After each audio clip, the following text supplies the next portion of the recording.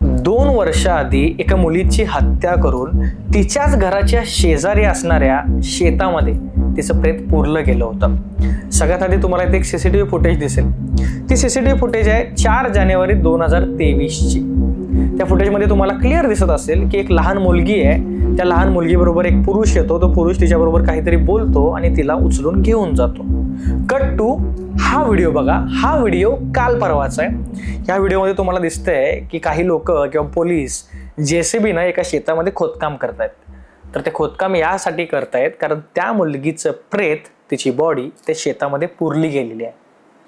आज याच केस स्टडीवरती आपण बोलणार आहोत। नमस्कार मंडळी, माझं नाव आहे सर्वेश आणि तुम्ही बघताय शब्दवेडे। तर ही गोष्ट आहे यूपी मध्ये मेरठ मधील मुलतान नगर इथं ही गोष्ट घडली आहे। बेसिकली धीरेंद्र आणि पुष्पा नावाचं एक जोडपं आहे। ते जोडपं तिथं बरेच वर्ष झालं राहत होतं। त्यांचा संसार खूप चांगला चालू होता। त्यांना 4 वर्षाची मुलगी देखील होती, तिचं नाव किट्टू होतं। मानवी रियल नेम आणि किट्टू तिला लाडानं म्हणत होते। ती लहान मुलगी आहे, तिच्यावरती पूर्णपणे हा सगळा घटनाक्रम घडलाय। 4 जानेवारीला पुष्पा म्हणजे ती जी आई आहे, तिचं नाव पुष्पा होतं, त्या मुलगीची आई। ती पुष्पा एका खाजगी हॉस्पिटलमध्ये काम करत असते। त्यामुळे तुम्हाला माहिती आहे हॉस्पिटलचं काम असेल तर रात्री अवरात्री वगैरे जावं लागतं, त्या पेशंट्सना ट्रीट करावं लागतं। त्यामुळं त्या रात्री पुष्पा जी त्या विक्टिम मुलगीची आई आहे, ती हॉस्पिटलमध्ये काही इमर्जन्सी केससाठी गेलेली असते। रात्रीचं 12-12:30 वाजल्यामुळं तो जो बाबा आहे धीरेंद्र, तो देखील झोपून गेलेला असतो। पण प्रॉब्लेम असा होतो की ती किट्टू नावाची जी लहान मुलगी आहे, ती 4 वर्षाची आहे। ती खेळत खेळत तिच्या मेन गेटच्या बाहेर येते। गेट जवळच असलेल्या ठिकाणी अगदी 30 सेकंदामध्ये हा सगळा घटनाक्रम घडलाय। 30 सेकंदासाठी फक्त ती मुलगी बाहेर येते आणि बाहेर आल्या आल्या तो जो सीसीटीव्ही मध्ये तुम्ही एक फुटेज बघितला असाल मगाशी, की तो एक पुरुष येतो, तिला काहीतरी गोड बोलतो, तिला काहीतरी खाऊ देतो किंवा चॉकलेट देतो किंवा काहीतरी आमिष दाखवून, लालच दाखवून त्या मुलगीला आधी एक साईडला घेऊन जातो आणि त्यानंतर तिला उचलून घेऊन जातो। ऑब्विसली बाबा मुलगी घरातनं बेपत्ता झाली आहे किंवा गायब झाली आहे म्हणून घरातले धीरेंद्र आणि बाकीचे सगळे देखील खूप टेन्शनमध्ये येतात। 24 तासांनंतर धीरेंद्र आणि पुष्पा चौकशीसाठी पोलीस स्टेशनमध्ये जाऊन कंप्लेंट देखील करतात। लगेच पोलीस कामाला देखील लागतात। प्रत्येक ठिकाणी त्या मुलगीची पोस्टर्स लावले जातात। प्रत्येक पोलीस स्टेशनमध्ये सगळं माहिती दिली जाते, सगळ्या ठिकाणी सांगितलं जातं, पण त्या मुलगीचा काही तपास लागत नाही। तब्बल 2 वर्ष त्या सीसीटीव्ही फुटेज मध्ये ऍक्च्युली दिसतं की बाबा कोणतरी उचलून घेऊन गेले, त्यामुळे ते एकच चांगली बाजू असते पोलिसांच्याकडे अभ्यास करण्यासाठी। पण त्या सीसीटीव्ही फुटेजमध्ये नेमका तो पुरुष कोण आहे, तो कुठे घेऊन गेलाय, तो ओळखीचा आहे का नाही आहे, या प्रश्नावरती तब्बल 2 वर्ष जो धीरेंद्र आहे तो अक्षरशः डोकं लावून बघायचा प्रयत्न करतो, पण 2 वर्ष त्याला काही यश मिळत नाही। आणि 2 वर्ष पोलिसांना देखील यश मिळत नाही की किडनॅपर कोण होता किंवा त्या लहान छोट्या मुलगीला कोण घेऊन गेलं, हे अजिबात त्यांना 2 वर्ष काही पत्ता लागत नाही, रिझल्टच मिळत नाही। अचानक 2 वर्षानंतर म्हणजे आत्ता गेल्या आठवड्यामध्ये अचानक एक लेडीज धीरेंद्रच्या घरी येते आणि धीरेंद्रच्या घरी येऊन सांगते की बाबा तुझ्या मुलगीला माझ्या नवऱ्यानं 2 वर्ष आधी किडनॅप केलंय आणि तिला मारून तुझ्याच घराच्या शेजारी असलेल्या शेतामध्ये पुरलंय। एक बाबा किंवा एक पॅरेंट्स आम्ही जर असो आणि आपल्या समोर जर असं कोणतरी व्यक्ती येऊन सांगेल तेव्हा ती काय वेदना असेल ती त्यांनाच माहिती।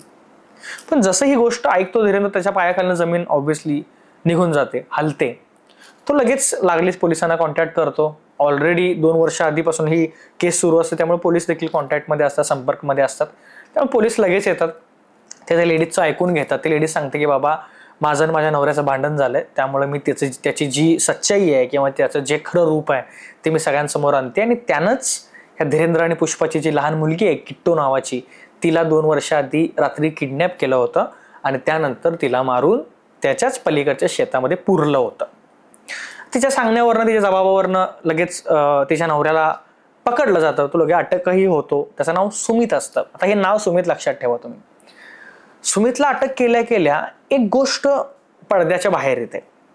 ती काय असते तर सुमित जेव्हा कबुली करतो की बाबा हो मीच मारलंय त्या मुलगीला आणि त्या शेतात मी पुरलंय तिला, सुमित जो असतो तो सुमित तिच्या घरच्यांचा ओळखीचा असतो। आता कसा ओळखीचा असतो त्याच्या मागे पण एक स्टोरी आहे। सुमितची आई एक दिवस धीरेंद्रच्या घरी येते आणि धीरेंद्रला म्हणते की बाबा, माझ्या मुलग्याला म्हणजे सुमितला खोट्या गुन्ह्यांमध्ये अडकून त्याच्यावरती भरपूर केसेस वगैरे टाकलेत आणि त्यामुळे त्याला कुठे राहायला जागा मिळत नाहीये. त्यामुळे त्याला आणि त्याच्या बायकोला काही दिवस तू तुझ्या घरी ठेवून घे.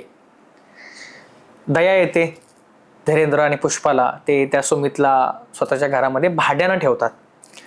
भाड्यानं ठेवल्यानंतर काही दिवस असेच जातात. काही दिवसानंतर त्या सुमितची खरी कर्तृत्व आहे किंवा खरं जे रूप आहे, त्याचे कांड, सारखं पोलिसांचं येणं जाणं किंवा खरोखर त्याचं रूप किती वाईट आहे हे जेव्हा धीरेंद्रला कळायला लागतं, त्याला त्या गोष्टीचा त्रास व्हायला लागतो, तेव्हा धीरेंद्र सुमितला घराबाहेर काढतो. ही स्टोरी इथपर्यंत संपते. बाहेर गेल्यानंतर रागाच्या भरात येऊन किंवा त्या सगळ्या गोष्टींचा आक्रोश डोक्यामध्ये घेऊन तो या गोष्टीला अंजाम दिलाय असं जर तुम्हाला वाटत असेल तर गोष्ट अजून वेगळी आहे.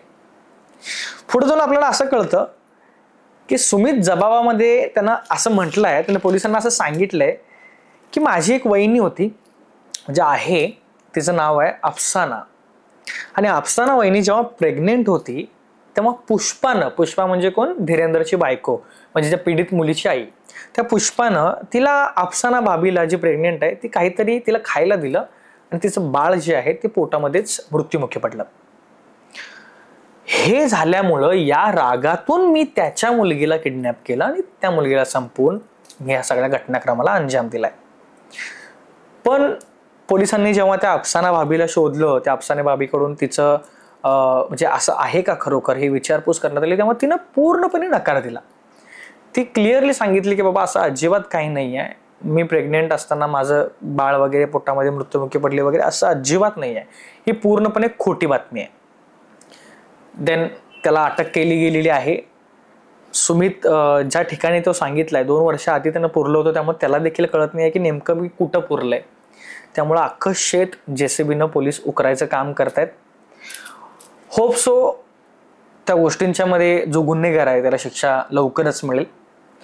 पण ही एक अशी गोष्ट होती, याच्या मागं मला एक मेसेज असा वाटतो की आपण कोणत्याही व्यक्तीला जर आपल्या राहत्या घरामध्ये भाड्यानं वगैरे ठेवत असेल तर त्या व्यक्तीचं बॅकग्राऊंड चेक करणं खूप गरजेचं आहे. कारण सध्या तुम्हाला माहिती आहे वस्ती खूप वाढतीये, भरपूर लोक जॉबसाठी किंवा भरपूर कामासाठी वगैरे बाहेर गावात येऊन राहत आहेत. तर मग त्यांच्या राहण्यासाठी जे भाड्यानं वगैरे राहायची जी सोय केली जाते त्या लोकांसाठी हा मेसेज खूप महत्त्वाचा आहे की भाड्यानं कुणालाही ठेवण्याआधी थोडासा बॅकग्राऊंडचा विचार करणं खूप गरजेचं आहे. ही स्टोरी तुम्हाला कशी वाटली किंवा अशी अजूनही कुठली स्टोरी असेल तर नक्की मला कमेंटमध्ये सजेस्ट करायला विसरू नका. आपली प्लेलिस्ट आहे, तुम्हाला इथं किंवा इथं कुठेतरी मिळेल. त्या प्लेलिस्टमध्ये असेच डार्क जे केस स्टडी आहेत ते आपल्या या सिरीजमध्ये वेगवेगळ्या केस स्टडीज मी तुम्हाला सांगायचा प्रयत्न करतोय आणि तुम्ही देखील ते खूप चांगल्या प्रकारे त्याला प्रतिसाद देताय, त्यामुळे त्यासाठी खरंच मनापासून धन्यवाद. बाकी कमेंटमध्ये तुम्ही नक्की सांगा तुम्हाला अजून कोणती केस स्टडी ऐकायला आवडेल. व्हिडिओला लाईक करा आणि असेच नवनवीन व्हिडिओज प्लेलिस्टमध्ये तर आहेतच, पण अजूनही नवनवीन व्हिडिओज बघण्यासाठी शब्दवेडे चॅनलला सबस्क्राईब करायला विसरू नका. धन्यवाद.